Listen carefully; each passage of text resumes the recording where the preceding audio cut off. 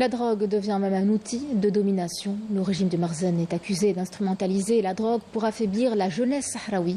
Il encourage la diffusion des drogues pour désorienter les jeunes et étouffer leurs revendications politiques.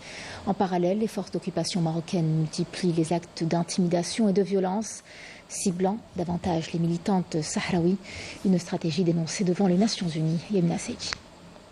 Dans les territoires sahraouis occupés, le régime du Merzenne instrumentalise la violence et le fléau des drogues comme arme de domination et de sabotage social, en favorisant notamment l'infiltration de stupéfiants via des réseaux protégés par des colons marocains. Le Merzenne table sur la consommation des drogues chez les jeunes afin de les détourner de leurs revendications d'indépendance. Cette opération à la fois directe et indirecte vise à noyer les villes sahraouies sous une marée toxique. Comme si que le poison des drogues ne suffisait pas à satisfaire la soif de répression du Merzenne, les forces d'occupation marocaines s'acharnent sur les militants sahraouis à travers une série d'exactions quotidiennes. Nous subissons des actes d'intimidation de diverses façons. Il y a les insultes, les coups et le harcèlement.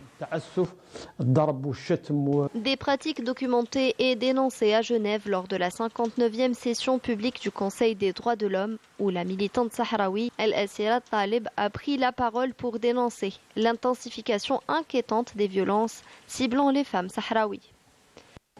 Les femmes sahraouies sont victimes de surveillance constante, de campagnes de diffamation, d'arrestations arbitraires ainsi que de violences sexuelles, économiques et sociales.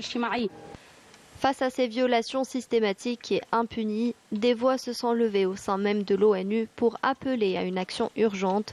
Des défenseurs des droits humains ont réclamé l'accès immédiat et sans condition à des mécanismes onusiens dans les territoires sahraouis occupés afin de constater sur le terrain les graves violations des droits fondamentaux du peuple sahraoui.